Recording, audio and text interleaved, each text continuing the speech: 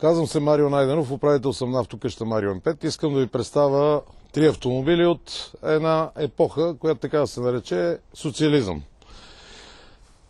Първият автомобил, който ще ви представя, е тъй наречения 2101, България познат като Жигули. Автомобил, който е на изключително малко километри, на 19 000 км автомобил, изключително запазен от първите произведени екземпляри през далечната 73-та година. Автомобилът за онази епоха е, както много хора знаят, без сервоуправление на волана, без екстрите, които се използват в днешно време, ABS, климатици, парктроници и такива неща. Автомобилът е максимално опростен, но модерен за онези години. Автомобилът е патент на Fiat 124, италианската версия, но като патент на купе. Но не и като двигател. Доработен, малко хора сигурно го знаят, че не е точният лиценз на Fiat 124, доработен. Автомобилът, който се доближава до 2101, се нарича Seat 124, защото италианците наготово предават това, което в Русия са го доусъвършенствали, така да се каже, за техните пътища и за самото тяхно потребление, което е било. Доста интересен автомобил, говориме като състояние, като визия за времето си, карбуратор, лесна експлоатация, надежден за лошите пътища, които са били. В съвременната епоха вече си е стар автомобил, но все пак по някакъв начин се вписва. Да представим следващия автомобил, който е модифицираната версия, която излиза в Русия през далечната 72 година, за българския пазар е през 74 година. Както всички виждаме, хората, които разбират, предполагам, това е от първите произведени 74 година с Жигуловия радиатор.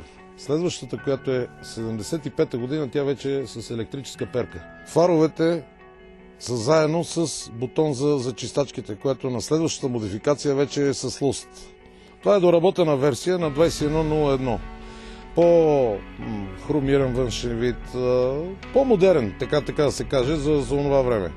Истинска класика, защото е една от най-малкото произведени екземпляри по принцип от завода. В добрите им години през средата на 80-те години в заводът в Толиати са произвеждани около 2000 автомобила на ден от всякакви марки и модификации. Следващия автомобил, който ще ви представя, е вече може би най-желания през 80-те години на онази епоха 2107. Този автомобил е версия с 1600 кубиков двигател, доста рядка.